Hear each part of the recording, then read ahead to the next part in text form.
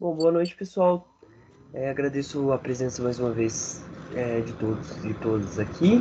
A gente vai dar continuidade ao nosso estudo sobre seja Faça Somente um Oceano, do Lama Yeshe.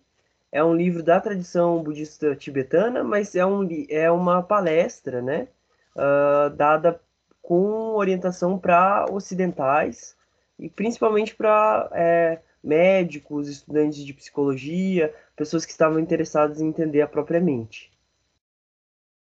Então, a gente vai agora fazer aquele primeiro movimento, então, de se sentar confortável, numa postura de meditação.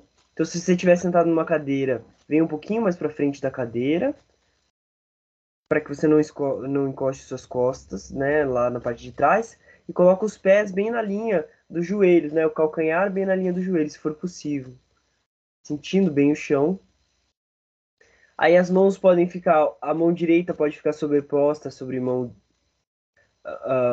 esquerda, e você tocar a ponta de polegares e relaxar no ventre, ou você pode deixar as duas mãos tocando as mãos nas coxas, como for mais confortável. Aí você olha para frente, acha um ponto de horizonte à frente e desce o olhar até a região. Você não vai olhar para a ponta do nariz, mas você vai olhar na direção da ponta do nariz para baixo. E aí você vai relaxar as pálpebras. Não é fechar os olhos, é relaxar as pálpebras, deixando uma leve claridade entrando por debaixo dos olhos, se possível.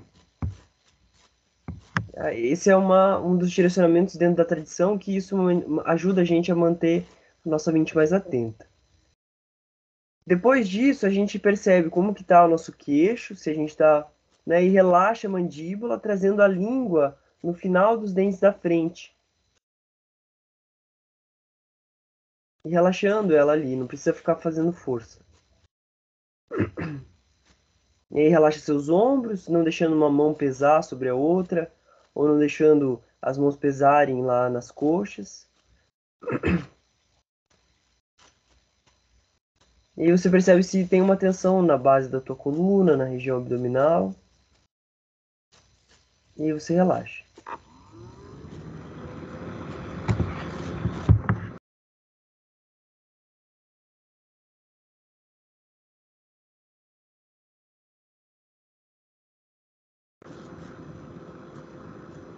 Ótimo. E aí vai percebendo que você está aqui mais um dia. Perceba seu corpo, perceba o ambiente ao seu redor.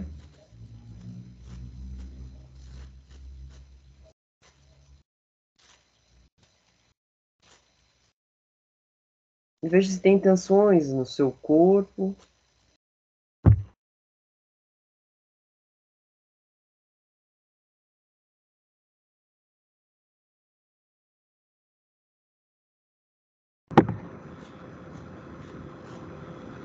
E relaxa seus ombros.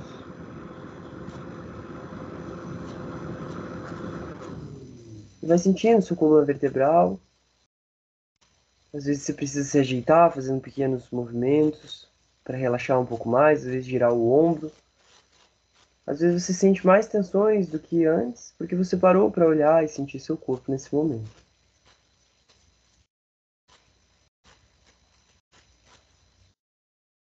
E aí vai percebendo sua respiração ali na região das narinas, ou na região lá do baixo ventre, abdômen. E a gente vai contar a respiração, trazendo nossa mente e ancorando nossa atenção um pouquinho mais aqui na presença. Então, quando eu inspiro, a respiração natural é 1, quando o ar sai é 2. Então, quando o ar entra é 3. E você vai seguindo, assim, contando, até chegar a 10. Quando você chegar em 10, você volta de 10 até 1.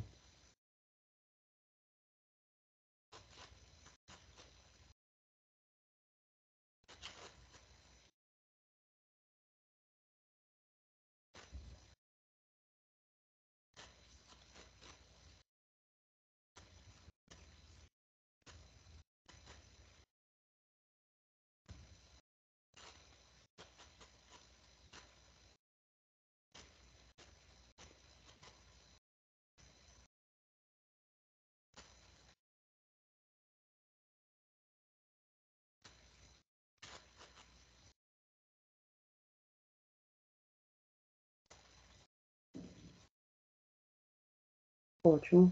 Dependente do número que você esteja, com a mente um pouco mais atenta e mais presente, você traz as mãos em frente ao peito, as palmas unidas.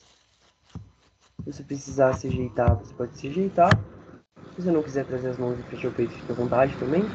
Mas é um sinal de reverência no sentido de que o que a gente vai estudar a partir de agora tem a capacidade de modificar a nossa mente. E a gente tem o potencial de se tornar Budas.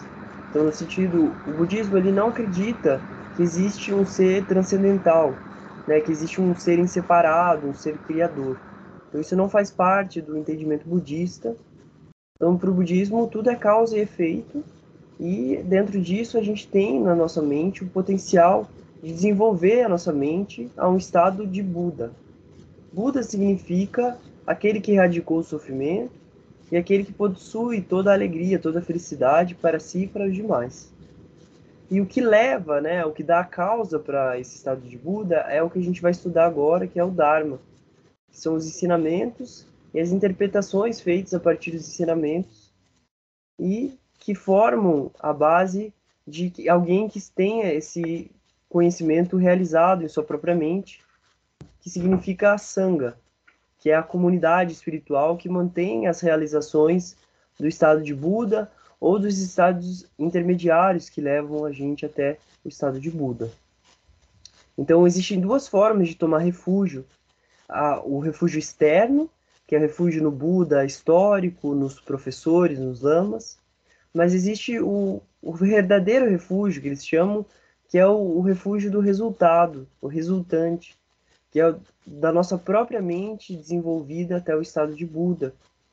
Então, isso depende não de uma graça de um ser transcendental, não de algo que está além de nós, do Buda Shakyamuni, que viveu lá na Índia, mas dos nossos próprios esforços e da nossa própria clareza mental que a gente vai ganhando conforme a gente vai aplicando esses ensinamentos no dia a dia e conforme a gente vai compreendendo cada vez mais nossa mente.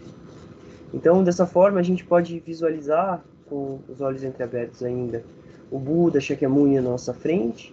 Então, é um Buda, você pode lembrar da forma de Buda, ou você pode trazer só uma luz branca, dourada, que representa essa sua própria mente desenvolvida, mas também pode representar o próprio Buda Shakyamuni, pessoas que você admira no sentido espiritual, pessoas que você conhece que realmente têm esse grau onde você fala, nossa, eu gostaria que minha mente fosse tão desenvolvida assim, dessa forma. Pode ser os santos, como São Francisco de Assis, pode ser a Virgem Maria, pode ser Jesus, pode ser outros santos ou outras pessoas que tenham esse potencial que você tem como referência.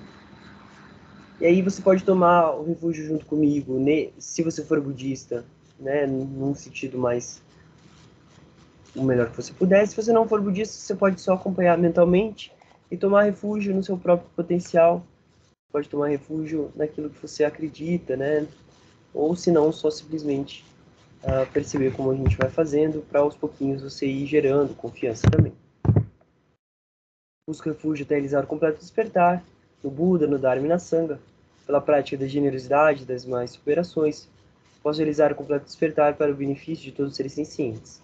Busca refúgio até realizar o completo despertar, no Buda, no Dharma e na Sangha, pela prática de ouvir, refletir e meditar no Dharma. Posso realizar o completo despertar para o benefício de todos os seres sencientes. Samye chodam soge chonam Chenchu bardo dagni kyatsuchi Dagin jinso kepe sonam ki Drola perche sangye drupa arsho.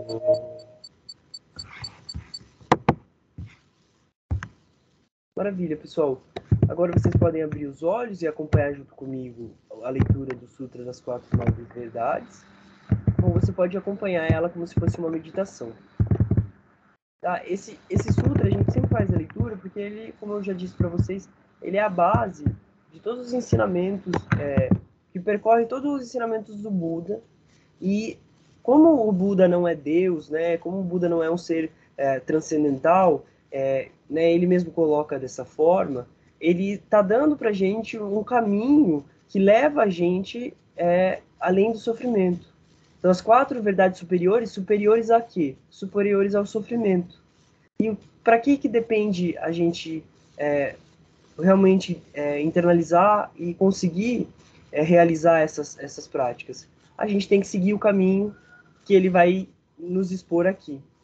Então, é importante a gente perceber que quando a gente faz a leitura do Sutra das Quatro Nove Verdades Superiores, a gente está conhecendo um caminho, e assim como a gente vai estudar, às vezes, quando a gente tem uma questão física, alguma questão de problema de saúde, quando a gente tem alguma coisa que a gente não gosta dentro da gente, a gente procura um tratamento para isso. E a mesma coisa acontece aqui, só que o direcionamento do Buda que ele está querendo falar é que a gente está passando pelo sofrimento, e o sofrimento como uma doença mental, como uma situação que a gente está sofrendo. E é isso que ele está falando. Aí depois ele fala da causa, o que leva a isso. Depois ele fala que existe uma cessação, então que é possível transcender esse estado de sofrimento mental e o caminho que leva a isso, tá? Então você pode me acompanhar lendo ou você pode só escutar. Veja o que for melhor para você. Sutra das Quatro Verdades Superiores. Assim escutei certa vez Buda chegar em Benares, em Zipatana. Lá ele se dirigiu aos 5 ascetas que praticavam um caminho sem resultados assim. Ascetas.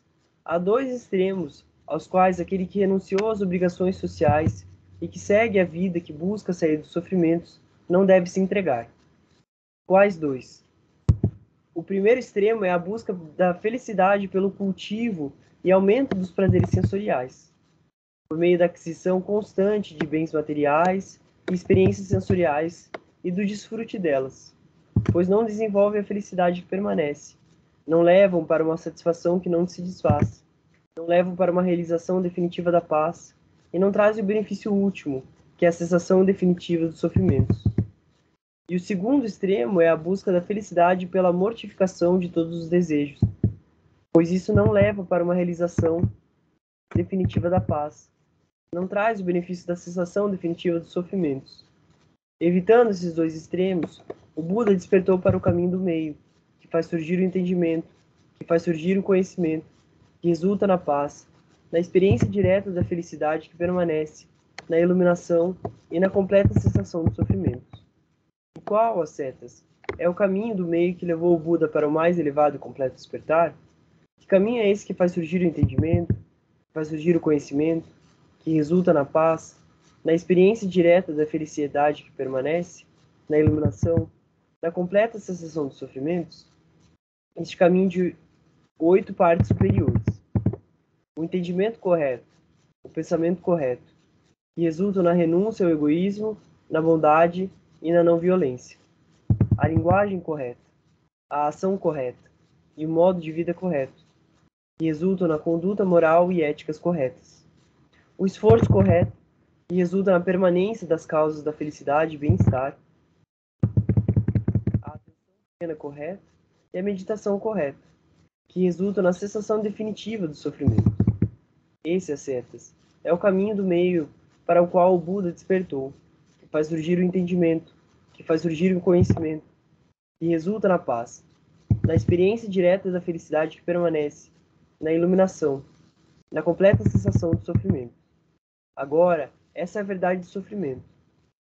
O nascimento aflitivo é sofrimento. O envelhecimento aflitivo é sofrimento.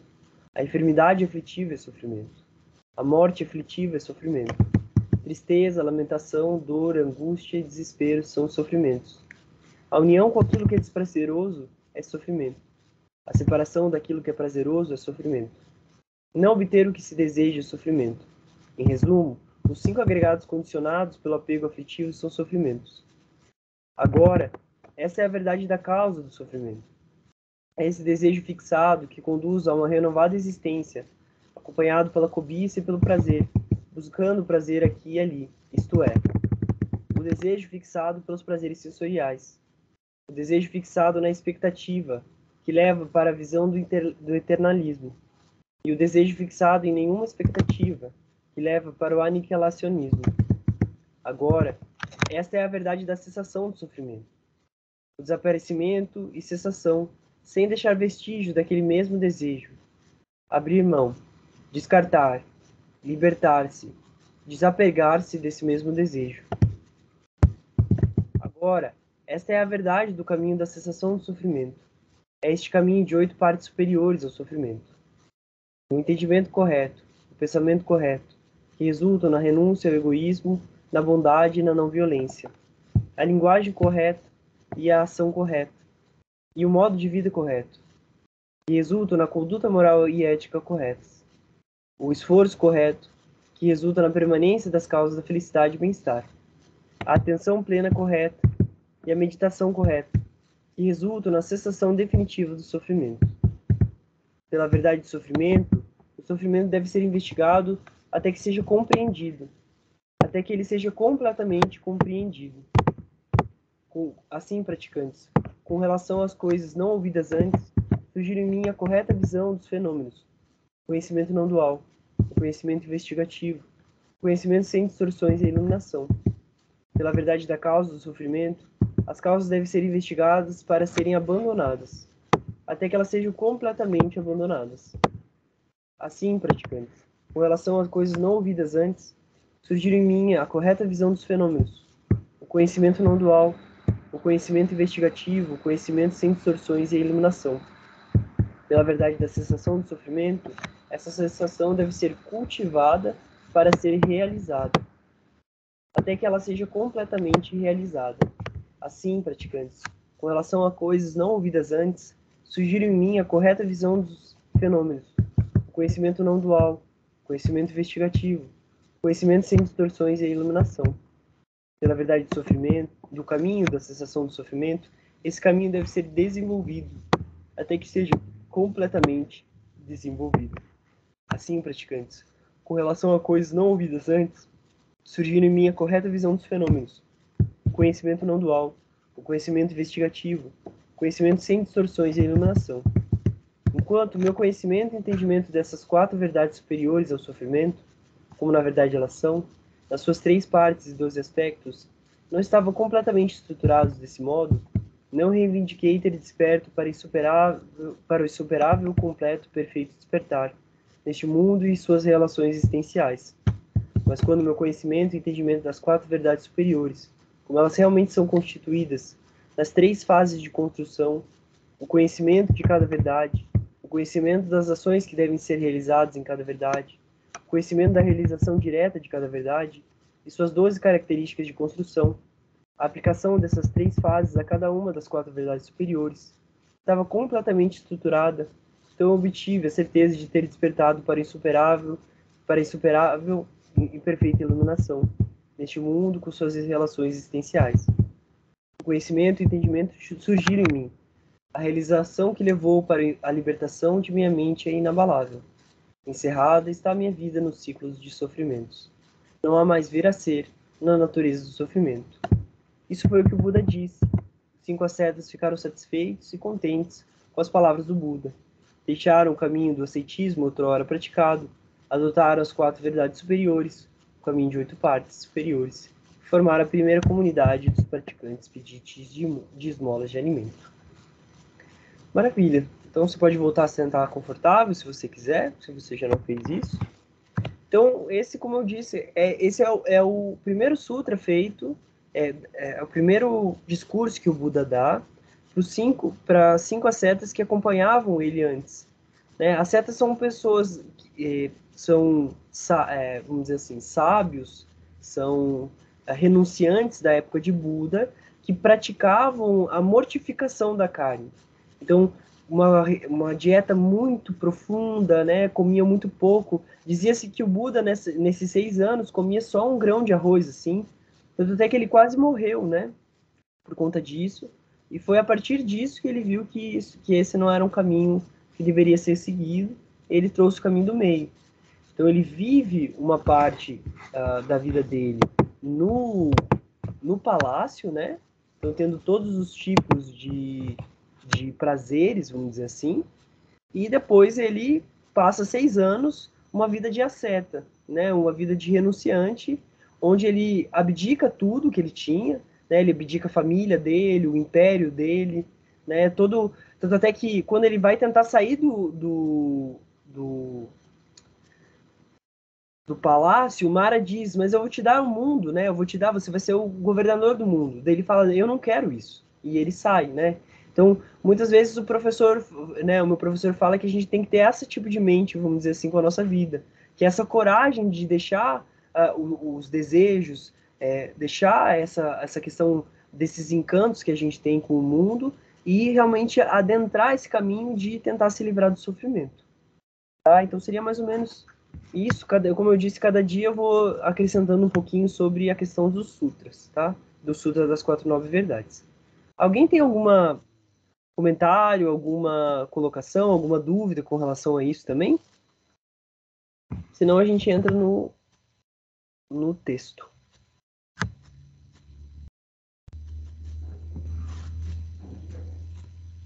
Então, maravilha. Gabriel, quer falar alguma coisa?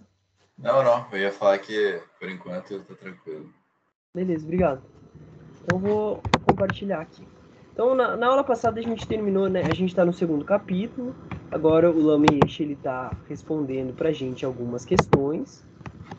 E a gente falou sobre, né, como ele ajuda as questões de pessoas que têm saúde mental, problemas mentais, né? E ele falou que mostrava, né, como que ele ajudava as pessoas, porque uma coisa, revisando o que a gente tinha falado, e até para quem não estava aqui antes, né, ele falou, perguntaram para ele, né, um doutor, um psiquiatra, pergunta para ele o que ele quer dizer com doença mental. E aí ele fala, tipo, ele fala que o que eles consideram como doença mental a gente não consideraria, né? Que é a questão de uma pessoa emocionalmente perturbada com um problema, né? E ele fala principalmente que uma mente satisfeita é doente mental para eles, e é uma mente não sadia.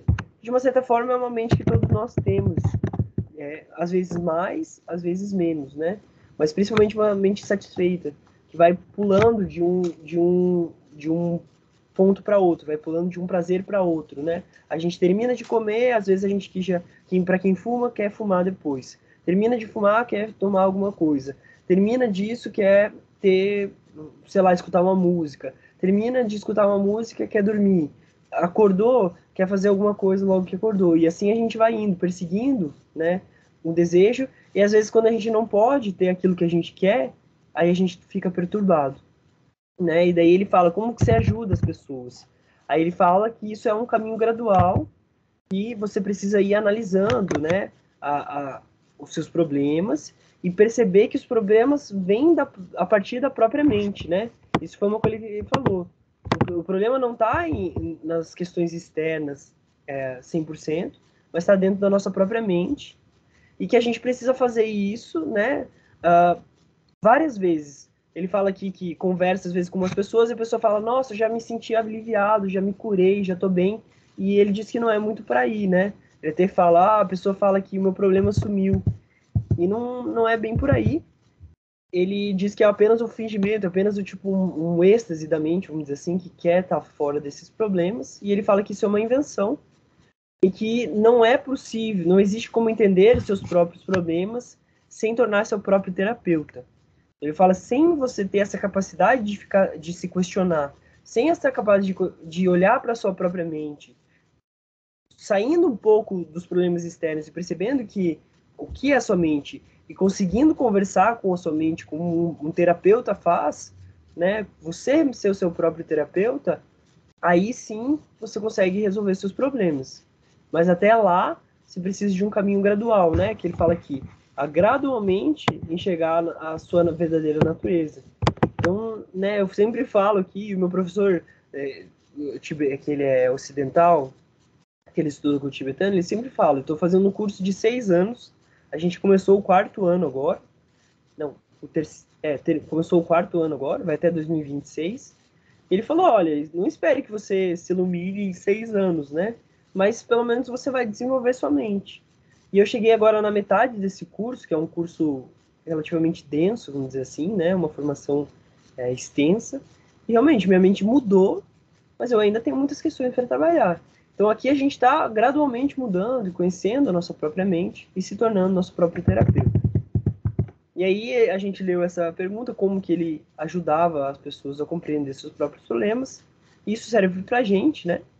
Ele fala que a gente tem que analisar nossas próprias mentes, né? Se a gente souber analisar a nossa própria mente, a gente vai conseguir resolver os nossos problemas.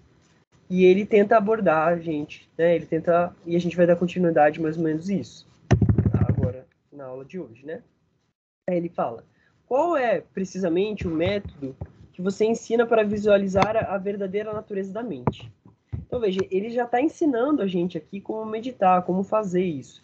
Então, é importante a gente não tomar esse ensino só como uma questão filosófica ou uma curiosidade, né? Mas a gente realmente perceber que o que a gente está estudando aqui é como um médico que está falando para a gente.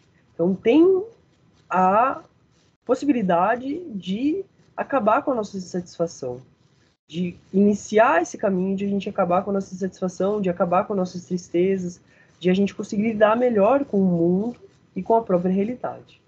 Tá? Então, essa pergunta é como se a gente estivesse fazendo para ele. E aí ele fala assim: é basicamente uma forma de verificar ou analisar a sabedoria, o conhecimento. Então, para a gente visualizar a verdadeira natureza da nossa mente, a gente precisa, né, verificar ou analisar. Então são essas duas. Verificar é olhar, né, de novo. Analisar é fazer uma análise. É tipo como a gente faz análise de dados, né? Acho que quem trabalha com isso sabe muito bem. Você analisa para você saber o que está acontecendo. E analisar o quê? Analisar o conhecimento. Aí pergunto, é um tipo de meditação? Aí ele diz sim. Meditação analítica, de verificação. Aí você pode falar, mas Matheus, como assim meditação? Meditação não é ficar contemplando, não é ficar de olho fechado lá, não é ficar, né? Na verdade, dentro do budismo, a meditação principal dessa tradição é a meditação analítica. É uma meditação onde a gente vai debater com a nossa própria mente. É onde a gente vai ver se nossa mente ela tá indo para frente, tá indo para trás, para onde que ela tá indo, quais são os nossos problemas e verificando da onde que está surgindo esse problema, da onde está surgindo essa questão. Então a meditação é uma meditação analítica, uma meditação de análise da nossa própria mente a partir de certos parâmetros. Quais parâmetros são esses? É o Dharma que a gente está aprendendo aos pouquinhos, tá? Até agora tudo bem? Tá dando para entender um pouquinho? Tudo certo. Joia. E aí, como que você faz isso? Como você ensina alguém a analisar? Daí ele vai dar um exemplo pra gente que vai ajudar. Deixe-me dar um exemplo. Digamos que eu tenho um bom sentimento para com alguém. Então a gente pode fazer isso agora. Lembra de uma pessoa que você tem um bom sentimento, né? Pode ser uma pessoa da sua família, pode ser seu parceiro, sua parceira, pode ser um animal, né? E aí a gente questiona, devo questionar-me. Por que eu sinto isso por essa pessoa? O que me faz sentir isso? Aí você pensa, né? Ah, por que eu gosto da minha mãe? Ou por que eu gosto da minha parceira, do meu parceiro? Fazendo uma análise, por quê? Por que eu faço isso? O que me faz sentir isso? É o corpo dessa pessoa? É as ações que essa pessoa faz para mim? Né? Por que eu sinto isso? Eu sinto isso porque a pessoa me dá algo em troca? É porque a pessoa cuidou de mim? Fazendo uma análise, talvez eu descubra que ela foi legal comigo. Ou talvez um outro motivo semelhante e lógico. Abre aspas. Eu amo tanto porque ele fez isso ou aquilo, porque ela fez isso ou aquilo. Fecha aspas. É o mesmo quando acontece o contrário. Ter sentimentos ruins sobre uma pessoa. Aí você pode lembrar de uma pessoa que você não gosta. Normalmente essa pessoa te prejudicou, né? E aí ele abre aspas. Eu não gosto dele ou dela porque fez tal ou tais coisas. Fecha as aspas. Contudo, se você observar mais profundamente para ver essa qualidade, boas ou más, para ver se essas qualidades boas ou más realmente existem naquela pessoa, poderá chegar à conclusão de que a discriminação entre amigo e inimigo fundamenta-se em um raciocínio muito superficial e ilógico. Então, só porque a pessoa fez aquilo, eu gosto dela. Só porque ela fez aquele outro, eu não gosto dela. Mas você pode falar, não, mas veja bem, olha o que essa pessoa fez comigo, né? Quando a gente não gosta. Ou quando a gente gosta, não, mas veja bem, eu gosto dela. Mas a gente não tem, às vezes, por que que eu gosto dessa pessoa, né? Ah, não, eu gosto porque eu me sinto bem do lado dela. Então não tem uma lógica, né? Se a gente analisar bem, a gente vai ver que às vezes não, muitas vezes não tem. E aí ele continua falando assim: o seu julgamento está sendo baseado em qualidades insignificantes, não na totalidade da outra pessoa. Você vê alguma qualidade que nomeia como boa ou má. Talvez algo a pessoa disse ou fez e dá a ela uma proporção exagerada. Então, sente-se agitado pelo que percebe. Através de uma análise, verá que não há nenhuma razão para discriminar dessa maneira, que isso o mantém presa, tenso, tensa, e a faz sofrer.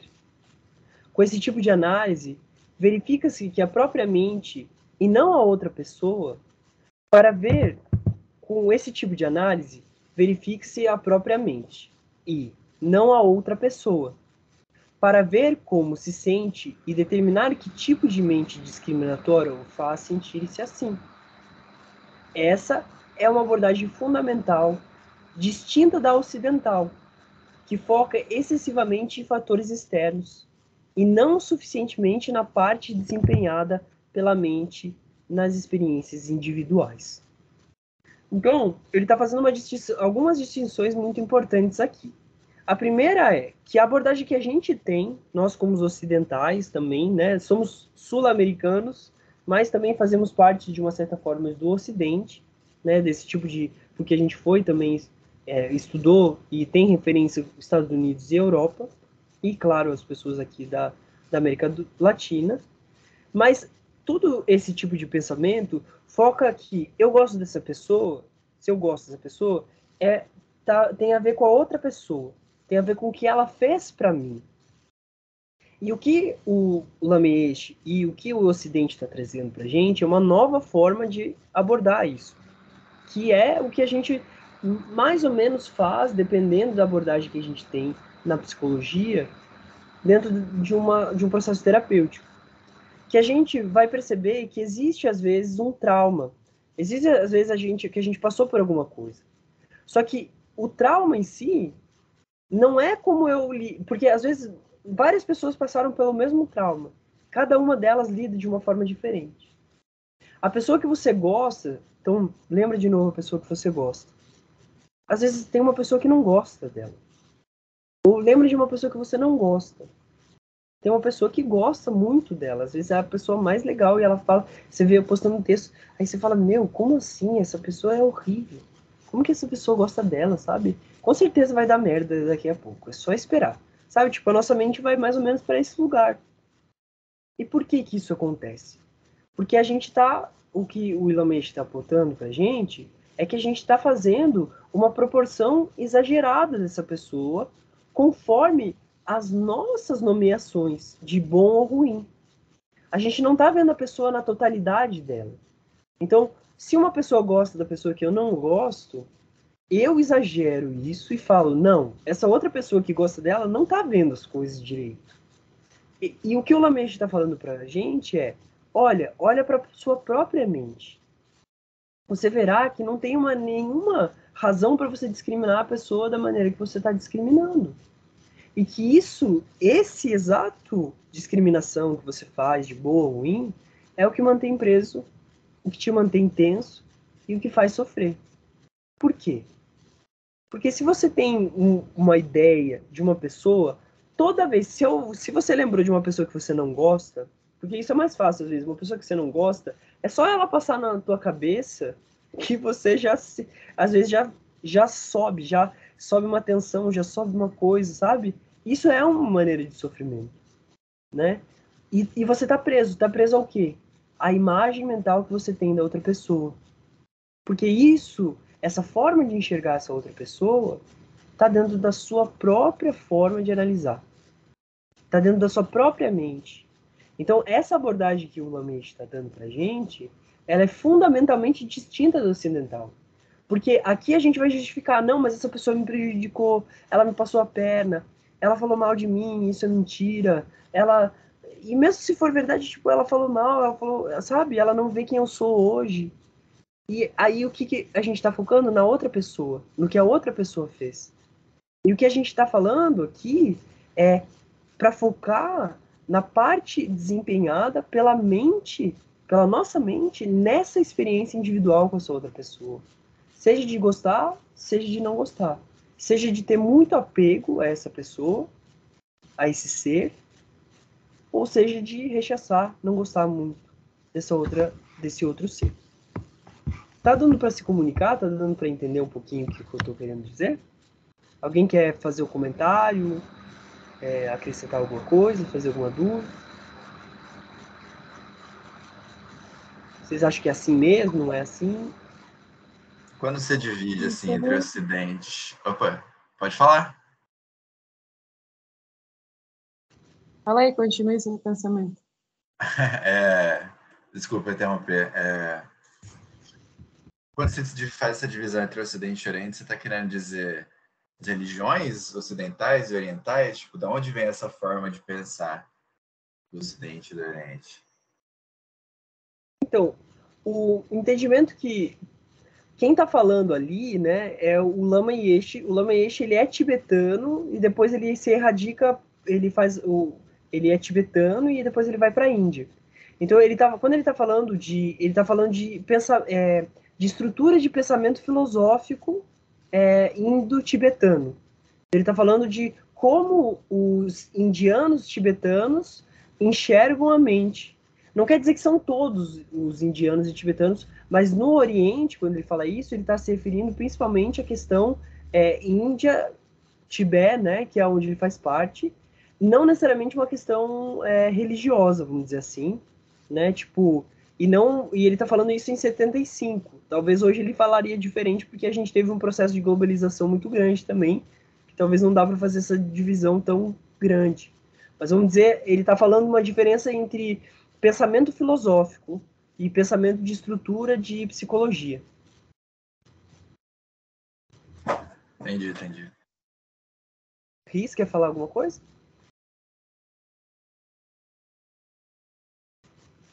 Eu entendi que a base é se questionar. Então, se questionar por que gosta e por que não gosta.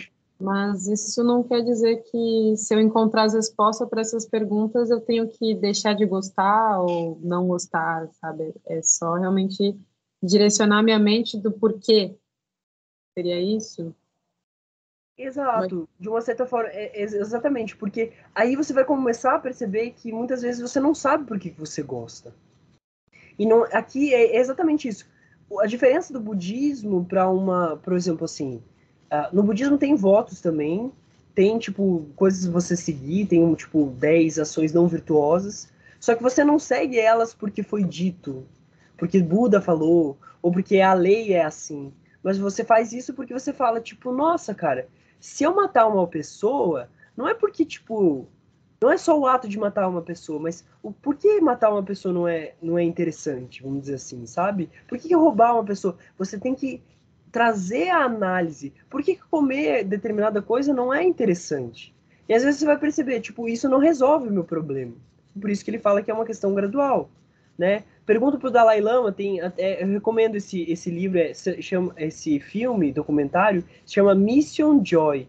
Tem no Netflix, é do Desmond Tutu com o Dalai Lama. E aí perguntam, né, para ele, ô Dalai Lama, eu vi você comendo ali e você estava aproveitando a comida. Você fala, tipo, que não é para aproveitar. Daí ele fala, a comida serve para eu estar bem. Então, quando eu comer, eu tô comendo. Quando eu comer, eu gosto da comida, vamos dizer assim.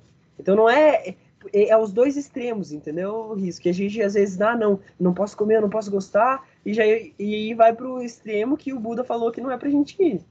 E ao mesmo tempo, não, mas eu gosto tanto disso, tá? Então você vai ficar procurando prazer aqui e ali, que também é a causa do nosso sofrimento. Então, é a gente compreender a natureza da mente. A compreensão da mente vai fazer com que a gente entenda o que está acontecendo. E essa é a grande diferença do budismo. Porque o budismo não é um caminho só da ética. Existe a ética, mas a ética por si só não liberta. O conhecimento da verdadeira natureza da mente é o que liberta. Como as coisas são realmente é o que liberta. E não só seguir determinadas diretrizes. Porque senão seria assim. Eu sempre falo os bodybuilders. Se os bodybuilders que são super, tipo, eles são muito, muito, tipo, eu admiro muito, assim, né? O Arnold Schwarzenegger, eu vi um negócio lá, ele falando, não, eu tinha um objetivo e ele ia pro objetivo, treinava 6 horas por dia para ser o campeão lá, para ser o Mr. Olímpia. E, tipo, incrível, uma mente incrível. Só que só ter uma disciplina, só ter uma conduta, não leva a questão de transcendência, vamos dizer assim, do sofrimento, de uma abordagem budista. Tá bom? Vou continuar aqui. Alguém quer falar mais alguma coisa? Eu quero. Oi, Beck. O caminho do meio seria o equilíbrio entre os dois pontos, entre os dois extremos? Entre a mortificação e entre a questão dos prazeres? Ou entre você analisa uma questão, você acha que existem os dois extremos nessa questão, eu não gosto e eu gosto. Você não tem que achar um equilíbrio entre gostar e não gostar. Não sei se me fiz entender. Não, Oi? deu pra te entender, sim. Meu áudio tá indo bem? Vocês estão me ouvindo bem? Só porque Sim. parece que tá travando um pouquinho, mas talvez seja um... Tá. Então, assim, vamos lá. Existe uma questão dentro do budismo que é a questão de que, se você compreender, o fato não é gostar ou não gostar. Tá? Um exemplo, né? Sim, mas vamos lá. Qualquer situação. Gostar ou não gostar. Gostar e não gostar está baseado, como o Lamiche colocou, dentro do teu próprio julgamento. Então, esses dois não é é você perceber que tanto gostar quanto não gostar estão na mesma. Não é para você gostar de todo mundo, porque tem alguns lugares que a gente pensa, eu tenho que amar todo mundo, tem que gostar de todo mundo, mas esse gostar e não gostar, ele vai acontecendo. Ele vai acontecendo como? Ele vai acontecendo na superfície da nossa mente, dessa questão ilógica que ele está falando e não tão analisada. A partir do momento que eu começo a analisar a minha própria mente, entre gosto e não gosto, eu vou perceber que a minha mente funciona dessa forma. Ao entender que a minha mente funciona dessa forma, eu começo a entender que gostar e não gostar, eles não têm uma existência por eles mesmos. O que eu quero dizer com isso? Que se eu olhar para o mesmo objeto, se eu olhar para um objeto hoje e olhar para esse objeto daqui a 10 anos, talvez a minha forma de enxergar esse objeto vai ser diferente. E o que é o caminho do meio? O caminho do meio é você perceber que você gosta e você abandonar o gostar ou não gostar, porque você vê que isso é só uma categorização da sua própria mente. Isso vai, com o tempo, permitindo com que você saia do extremo entre gostar ou não gostar. Então, não é você ir do não gostar para gostar, ou do não gostar para ir para achar o meio, mas é você ir além do gostar e não gostar. Eu espero que não tenha ficado tão filosófico, mas eu acho que dá para entender, né? Sim, obrigada. Eu que agradeço. Sandra? Aí, por favor, gente, não tomem as minhas respostas como verdade, tá? Porque eu falo aqui como eu disse, eu não sou professor qualificado, eu falo do que eu estou estudando, mas se vocês encontrarem outras coisas, normalmente o texto vai estar certo, tá bom? Vocês podem estar sempre por aqui, mas se no texto estiver falando alguma coisa diferente, vocês me avisam também, tá bom? Por favor, Sandra. Você tá multada. Desculpa. Sem problema. Você falou do filme do Dalai Lama. Qual é o filme mesmo? Chama Mission, tipo, Missão Alegria, né? É Do arcebispo? Isso, aham. Eu assisti. É esse mesmo. Nossa, achei lindo. Muito... Indico. Muito, muito bom. Fantástico. Então, são ali as diferenças e as semelhanças dos dois líderes, né? E deu para perceber, assim, né, que apesar das diferenças filosóficas, religiosas, e, enfim, que eles têm muito em comum. E dá para perceber, assim, na fala deles, nas atitudes deles, as diferenças de como eles lidam, né, com a situação. Então, eu achei muito, muito interessante o filme. Conta bastante.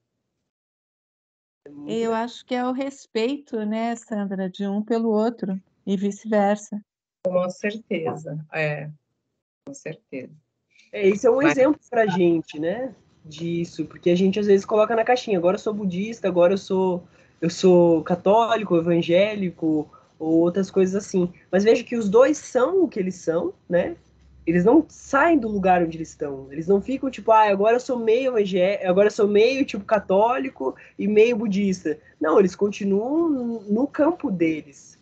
Mas eles dialogam a partir das suas semelhanças, como você falou, e vão apresentando, cada um lidando, mas você pode ver que os dois conseguiram ir além dos seus sofrimentos, transformar uma vida de muito sofrimento, um do apartheid, um de ser exilado, com o trabalho na mente, né? Isso que é o interessante, porque tanto Desmond Tutu quanto o Dalai Lama transformaram as condições adversas deles em um processo. Então, eles poderiam estar ali, né? Tipo, até pergunto para eles, mas como que você é tão feliz sendo que você perdeu o seu país, né? E aí ele fala que graças a essa oportunidade é que eu consegui trabalhar. Então, isso demonstra que a gente pode, independente do que a gente passa, trabalhar na nossa própria mente. E como a gente faz isso? Analisando propriamente. Analisando, as pessoas não são ruins ou boas. É a nossa própria mente que categoriza isso. E se a gente se apega muito nisso, esse é o caminho dos extremos. O caminho do meio, às vezes, é isso, parece que é meio, né? Parece que a gente tem que tomar, que é aquela coisa um pouco de doce, um pouco de salada. Não, às vezes não fala de doce, dependendo de onde eu já ouvi, né? Tipo, mas essas coisas, e não é por aí. Porque por aí ainda numa ilusão, né? Tipo, aqui é uma transcendência além do sofrimento, a gente é além das categorias. E isso é uma coisa, às vezes, muito nova pra gente, de uma certa forma, né? Alguém quer falar mais alguma coisa? Eu achei legal algumas partes aí, Matheus, que eu consegui fazer algumas associações também com as coisas que a gente vai vivenciando. Basicamente, o próprio título do livro, que é Seja Seu Terapeuta, esse ensinamento dele, ele mostra basicamente algumas coisas que eu realmente conversava com a minha terapeuta, né? Então, é uns questionamentos que a gente tem que... Às vezes eu faço umas associações, assim, né? Mas é como se fosse um jogo, assim, né? A vida, né? Um jogo que a gente, tipo, tem que ir entendendo através desses ensinamentos e dessas vivências a questão da suficiência, assim, né? Do suficiente. Então, claro que comer é muito bom e por isso que eu gosto de comer, porque é necessário, porque eu preciso nutrir meu corpo, mas se eu ultrapassar esse limite, aí a gente começa a perceber que tem essas dosagens de equilíbrio para a gente ir entendendo como funciona, né? Acho que foi, não sei se ficou claro, mas eu entendi dessa maneira, que a gente vai percebendo que os excessos ou que as faltas, até a gente equilibrar como der o melhor para a gente realmente não ir atrás do desejo, mas realmente ficar bem consigo mesmo e saber que é o suficiente. Ou, às vezes eu quero tomar uma Coca e o suficiente é só uma de 290, não preciso comprar de 600 porque eu gosto muito de Coca. Uma coisa tipo assim, que eu associei, assim, sabe? Não, muito legal, Cadu. É bem por aí, tipo, porque a gente tem que também perceber o nosso nível, né? Eu acho que esse que é o grande ponto, assim. Isso foi um grande aprendizado hoje em dia. Tipo, às vezes diminuir de 600 para 290, né? Já é bastante coisa. E às vezes a gente fica olhando pro ideal, né? O ideal é aquilo. Claro que se a gente quiser sair mesmo do sofrimento, a gente vai ter que tomar umas decisões muito grandes, assim. E a gente às vezes vai ter que checar se a gente tem a capacidade. E aí que o budismo fala, tipo, meu, a nossa mente é tão grosseira que demora vidas e vidas. Não é um projeto de uma vida, né? Então, por isso que o budismo extrapola e os indianos extrapolam isso de uma certa forma. E tem isso na cultura deles, porque eles falam, cara, não é possível que seja só uma mente, vamos dizer, só uma vida para trabalhar nessa mente, vamos dizer assim, sabe? Tipo, não tem como trabalhar só em uma vida nessa mente. Então, o que a gente faz? O meu professor, o Geshe-la, né, o Tenzin Namda, que ele fala que a gente tem que fazer um planejamento sucessório da iluminação, vamos dizer assim, sabe? Então, a gente vê o que a gente pode fazer agora, nessa vida. Então, assim, ó, vocês estão aqui se empenhando uma vez por semana, aí aplica um pouquinho mais, e vai progredindo, e vai vendo, olhando para trás, analisar, eu estou fazendo um pouco mais do que eu estava fazendo? Né? Quando eu conheci a Sandra fazia determinadas coisas. Eu olho para 3 anos atrás, a Sandra já está fazendo um monte de outras coisas, né?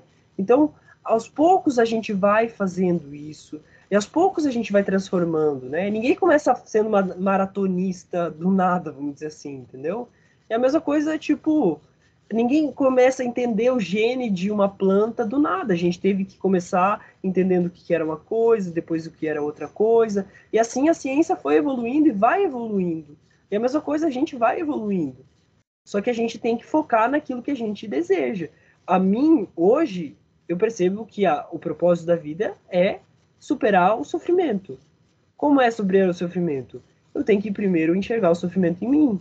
Então, quando eu uso das minhas dificuldades para gerar compaixão, para entender que as pessoas às vezes querem mudar, mas não conseguem. Por quê? Porque é difícil, né? Mas o que eu estou fazendo? Eu não falo, putz, não, é muito difícil. Ai, caramba, essas pessoas são, sabe, tipo, cabeça dura. Não, eu olho e falo, caramba, é muito difícil. Que essas pessoas consigam se abrir para isso. Então, aquilo que a gente critica pode virar muito bem, né? E só que isso depende não do externo, depende da nossa mente. Só que a gente às vezes vai perceber que a nossa mente vai comprar uma coca de 600 e às vezes vai comprar uma coca de 2 litros, entendeu? Aí você vai falar, o que está acontecendo aqui? E aí você entendeu que, poxa, nesse dia aconteceu isso, isso e isso, e eu tô indo pro extremo. E aí eu uso do meu problema para analisar a minha mente. E uso de um problema para gerar mais conhecimento. E claro, uma hora eu vou ter que assumir, uma hora eu vou ter que tipo, fazer outras coisas, e estudar aqui, ouvir os outros, compartilhar, também vai nos ajudando a limpar a nossa mente. Então no budismo é assim, acumular méritos no sentido potencial positivo da mente, escutar o que a gente está escutando, a mente vai se transformando. Um segundo ponto é purificar negatividades. O que é purificar negatividades? É aquela coisa de terminei meu dia, quanto que eu me passei? Analisar a mente e falar, putz, tomara que eu não consiga me passar, tomara que eu consiga tomar uma KS só, sabe? Tipo, e me comprometer comigo mesmo. E aí, tipo, o que eu consegui fazer bom, eu me alegro. O que eu não consegui fazer de tão bom, eu analiso e falo, por que eu fiz isso? E aí eu analiso. A mente ficou muito triste, porque às vezes a mente vai ficar triste, aí você pega e fala, mas não, olha, veja, há 5 anos atrás eu estava muito diferente. Então eu fiz. Aí você lembra de alguém que mudou e que tá muito feliz e que, tipo, tá mudando. Aí você volta, porque é preciso trabalhar assim com a nossa mente. Né? A gente precisa dar um pouquinho de, assim, falar, você não tá indo tão bem, para ela perceber que não tá indo tão bem, mas a gente precisa lembrar de coisas boas também. Porque senão a mente fica muito negativa e a gente tem muita tendência de ficar, tipo, ai, é muito ruim, ai, eu sou muito ruim, né? O vitimismo. E quando vier o vitimismo, a gente não pode deixar ele entrar. Assim, a gente tem que, na hora, cortar, lembrar de outras coisas, às vezes pedir ajuda, porque a gente não é o próprio terapeuta, às vezes, né? E, por fim, né, purificar negatividades, e a gente também tem que aspirar, né? Aspiração. A gente fala de oração, mas aspirar por quê? Que eu me torno Buda, que eu supere sofrimentos, que eu ajude os outros seres. Isso é muito importante. Porque se a gente tem um objetivo, a gente chega lá de qualquer forma, mesmo que demore muito. E aí lembrar daquela coisa da tartaruga. O importante é não parar. Não parar, não parar, não parar. Sabe? Ir devagarzinho, um dia depois do outro. Fazendo aqui o esforço de estar aqui, como vocês estão fazendo. E assim a gente vai progredindo. Tá bom? Alguém quer falar mais alguma coisa? Nossa, eu gostaria de agradecer. E antes de entrar nesse grupo agora hoje, foi um pouco difícil. Eu estava uns 15 minutos tentando entrar, não estava acessando meu e-mail, e eu estava em um momento assim mental, eu acho, de vitimização muito forte. Não sei o que está acontecendo, um cansaço que eu não estava querendo existir. Falei, pô, vou entrar nessa aula, ver se melhora alguma coisa dentro de mim, se eu paro de me sentir dessa forma, porque eu tô melhorando em vários aspectos agora. Tô ouvindo você falar, tô vendo que tá, nossa, muito melhor do que ontem, por exemplo. Então, nossa, tá me ajudando muito. Gratidão. A vida é maravilhosa. Leia o texto depois que eu coloquei lá sobre a vida é maravilhosa lá, tá bom, Riz? O texto que eu mandei hoje, tá bom? Tá bom. Beleza, beleza. Se ela é mesmo. Obrigado, gente. Então, mais alguém quer falar mais alguma coisa ou não? Maravilha, então, pessoal. Então, muito obrigado por todos estarem aqui. A gente sempre dedica. Então, no começo a gente coloca uma motivação, que é tomar o refúgio, perceber o nosso potencial, colocar, né, o altruísmo, perceber as direções. No meio a gente mantém essa intenção e no final a gente dedica. Então a gente faz o quê? É como se a gente pegasse todo o potencial positivo e direcionasse para um lugar, né? Direcionasse para alguma coisa. Não alguma coisa externa, mas uma coisa interna. Então, pelos méritos acumulados dos 3 tempos, por nós, por todos os Budas e Bodhisattvas, que são vazios por si só, que não existem pela sua própria parte, que eu, que sou vazio de minha própria parte, alcance o estado de iluminação, que é vazio por si só, e guie todos os seres sozinho, e guie sozinho todos os seres sencientes que são vazios por si só, aquele mesmo estado o mais rapidamente possível. Por esses méritos, que minhas ações nunca causem nem mesmo o menor dos males a qualquer ser senciente, que ao contrário tragam somente os maiores benefícios. Qualquer vida de sofrimento, felicidade que eu vivencie, trago unicamente o maior benefício aos outros, fazendo alcançar a iluminação o mais rapidamente possível. Que todos tenham condições perfeitas, somente compaixão e amor uns pelos outros, em seus contínuos mentais, e que eles possam somente se beneficiar e nunca se prejudicarem mutuamente. Que eu e todos os outros possamos encontrar amigos virtuosos em todas as nossas vidas futuras, em essa vida, e cada vez ter condições mais propícias para a prática do Dharma. Que a suprema joia da Bodhicitta, a compaixão amorosa que ainda não surgiu, surge e cresça, e aquela que já surgiu possa nunca diminuir, mas aumentar cada vez mais. Que a suprema joia da sabedoria, que compreende a vaziedade, que ainda não surgiu, surge e cresça, e aquela que já surgiu possa nunca diminuir, mas aumentar cada vez mais. Que os mestres tenham uma vida longa e estável, e eles possam nos ensinar, que nós possamos criar causas e condições para também receber ensinamentos desses grandes mestres, tanto nesse grupo como em outras formas. Muito obrigado, gente. Uma boa noite. Obrigado pela atenção de todos e de todas. Até a semana que vem. Obrigado. Uma boa noite. Até mais. Boa noite, gente. Obrigada. Boa noite. Boa noite. Valeu, pessoal. Valeu, Matheus.